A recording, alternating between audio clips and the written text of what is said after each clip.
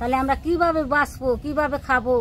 আমার স্বামী বুড়িয়ে মানুষ, আমার এটা ছেলে প্রতিবন্ধী, আমার কামাই সুদ নাই। কিন্তু আমাদের এখন তো আমার গরিব মানুষ অসহায় লোক আমরা ভাঙিয়ে দিতেছি, আমাদের দিকে খেয়াল করতে সরকার। আমরা ভাঙি কহান যাবো সেই চিন্তা ভাবনা করতে যে আমাদের খুবই অসহায়। আমাদের যে অবস্থা, আমাদের থাকার মতন কোনো জায়গা নাই, নাহলে আমরা কি করে বাঁচবো? এই পোলাপান সন্তান নিয়ে কোথায় যাব? যাওয়ার মতন আমাদের তৌফিক নাই। পদ্মা নদীর ভাঙন কোথায় হয়, কিভাবে হয়, কেউ বলতে পারে না। আমি সবসময় বলছি এবং আমি সংসদীয় কথাটা বলেছিলাম যে আমাদের সবচেয়ে বড় সমস্যা নদী শাসন। মাননীয় প্রধানমন্ত্রী উনি ছিল সংসদে, আমি লাস্ট সংসদে বাজেট বক্তৃতা দিয়েছি, সেখানে আমি কিন্তু পরিষ্কার বলছি যে আমাদের মেইন সমস্যা নদী শাসন। এবং 8টা ঘাট নিয়ে যে নদী শাসন হবে, এর জন্য কিন্তু দীর্ঘদিনের পরিকল্পনা চলছে। কিন্তু ইতিমধ্যে বাজেট দ্বিগুণ হয়ে কিছুক্ষণ আগে অফ দ্য ওয়াটার এক্সচেঞ্জ সাহেবের সাথে কথা বললাম, উনি বললেন 2100 কোটি টাকায় গেছে। ছিল বোধহয় 1200 কোটি টাকা, সেটা এখন 2100 কোটি টাকায় গেছে।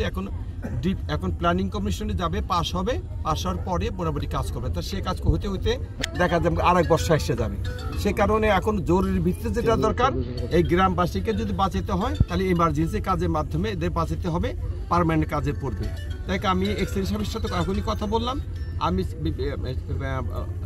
BIWTS চেয়ারম্যান সাহেবের সাথে কথা বলবো এখনই, যাতে তড়িৎ গতিতে ওনারা কালকে থেকে কাজটা শুরু করে।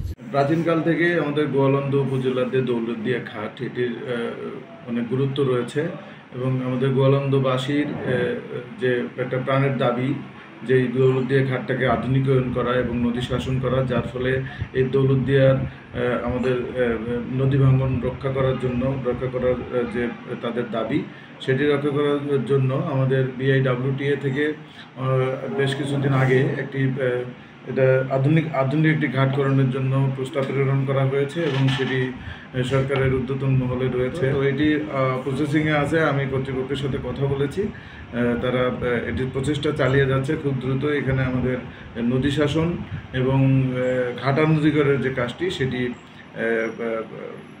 সরকারের ঊর্ধ্বতন মহলে পাশ হবে বলে আশা করি।